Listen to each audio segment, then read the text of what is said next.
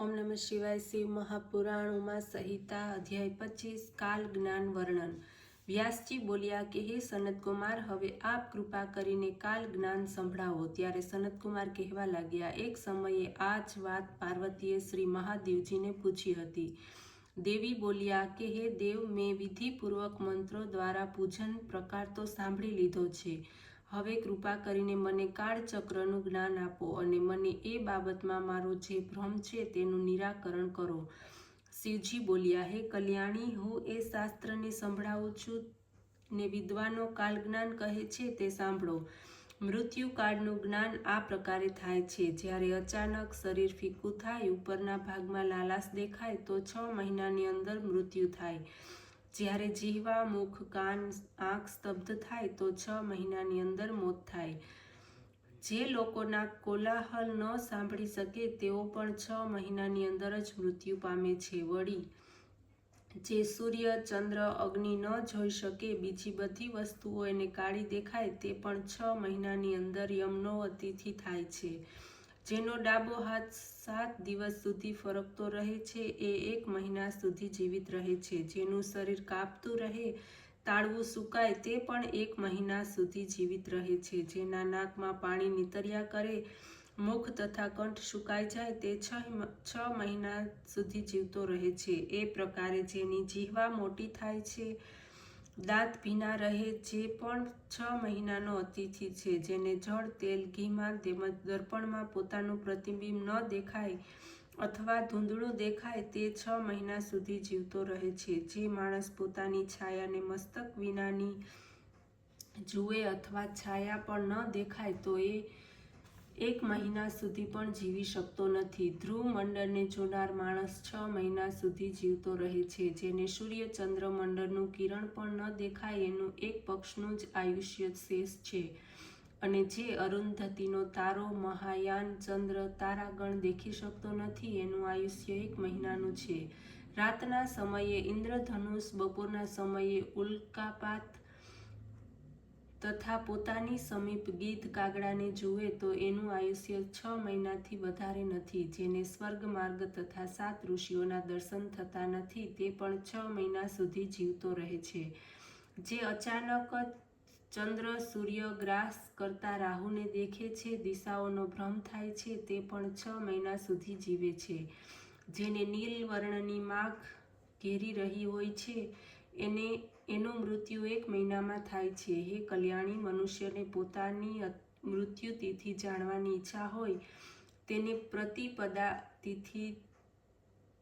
તિથિઓની ગણના કરવી। પ્રથમ સ્નાન કરી પવિત્ર થઈ દૂધ તેમજ સુગંધિત પુષ્પોને બંને હાથમાં લઈ મસળે એના હૃદયમાં શુભ વિચારનું સંક્રમણ હોય પછી પ્રતિપદા તિથિઓની ગણના કરવી। હાથોને સંપુટાકાર કરી લેવા, પછી વાર પછી પૂર્વ દિશામાં મોઢું રાખીને 108 નવર્ણા મંત્રનો જપ કરવો। પોતાના હાથમાં પર્ણોને પણ વારંવાર દેખતા રહેવું। જેના ભ્રમણ જેવું ચિહ્ન દેખાય એ પર્વની ગણના ક્રમથી એ તિથિને જ પોતાની મરણ તિથિ જાણવી। હે સુંદરી, આત્મવિજ્ઞાન 4 પ્રકારે જણાય છે: ક્ષણ, ત્રુટિ, લવ, કાષ્ટા, કાલિકા, મુહૂર્ત, દિન રાત, પક્ષ, માસ, ઋતુ, મત્સર, અબધ, યુગ, કલ્પ, મહાકલ્પ ઇત્યાદિ પરિવાટી વડે સદાશિવ સમયનું હરણ કરે છે। ડાબો, જમણો અને મધ્ય આ 3 માર્ગ કહેવામાં આવે છે। 5 દિવસથી પ્રારંભ કરી 25 દિવસ સુધી વામાચાર ગતિમાં નાદ થાય છે। વામાચરણ નાદમાં ભૂત ગ્રંથ ધજા છે। જો એમાં ઋતુના વિકાર રૂપ ગણ પ્રતીત થાય તો પ્રાણવેતાઓ દક્ષિણ પ્રમાણવાળો નાદ કહે છે। જ્યારે ઈડા વગેરે નાડીઓ 5 પ્રાણને વહન કરે તો તે વર્ષની અંદર એનું મૃત્યુ થાય છે, એમાં સંદેહ નથી। 10 દિવસ સુધી ચાલવાથી 1 વર્ષની અંદર તેઓ મરે છે। જો 15 દિવસ સુધી ચાલે છે તો 1 વર્ષ સુધીનું આયુષ્ય શેષ જાણવું। 20 દિવસના પ્રવાહ વડે 6 માસનું આયુષ્ય શેષ જાણવું। જો 25 દિવસ સુધી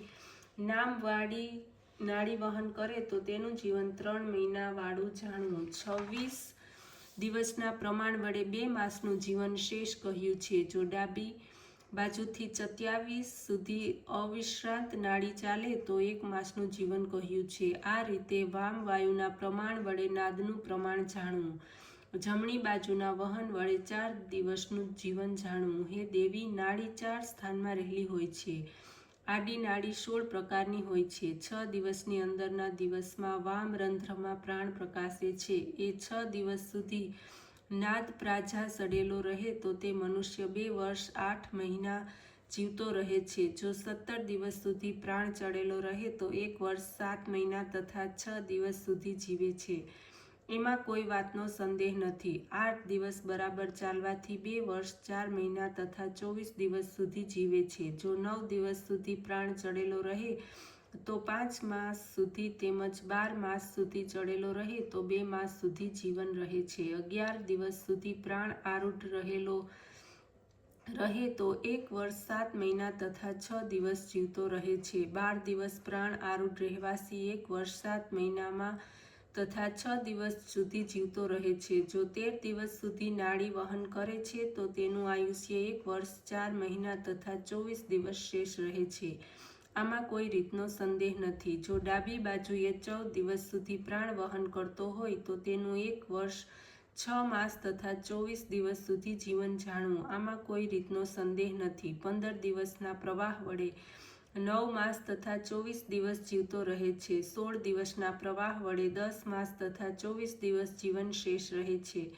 16 દિવસનો પ્રવાહ હોય તો 10 મહિના તથા 24 દિવસનું આયુષ્ય રહે છે. હે સુંદરી, કાલ જ્ઞાની પુરુષોનું આ કથન છે. 18 દિવસ સુધી પ્રાણવાયુ થઈને ચાલે તો 8 મહિના 12 દિવસ એની અવધિ છે. 23 દિવસ સુધી વામ થઈને ચાલે તો 24 દિવસની અને 24 દિવસનો પ્રવાહ હોય તો 3 મહિનાની અવધિ છે. એમાં 18 દિવસ વિશેષ રહ્યા છે. કલ્યાણી, આ તો મેં વામ સંસાર કહ્યો છે. હવે દક્ષિણ સંસાર સાંભળો. જો 28 દિવસ સુધી દક્ષિણની તરફનો વાયુ સંસાર થાય તો એનું આયુ કેવળ 15 દિવસનું છે. પ્રવાહ 10 દિવસ ચાલતો રહે તો 10 દિવસમાં મૃત્યુ થાય છે. મહિના સુધી ચાલે તો 5 દિવસમાં તેમજ 21 દિવસના પ્રવાહથી કેવળ 3 દિવસમાં મૃત્યુ થાય છે. 22 દિવસના સંસારથી 2 દિવસનું આયુષ્ય હોય છે. આ બધું દક્ષિણની તરફથી સંસારનું ફળ સંભળાવ્યું.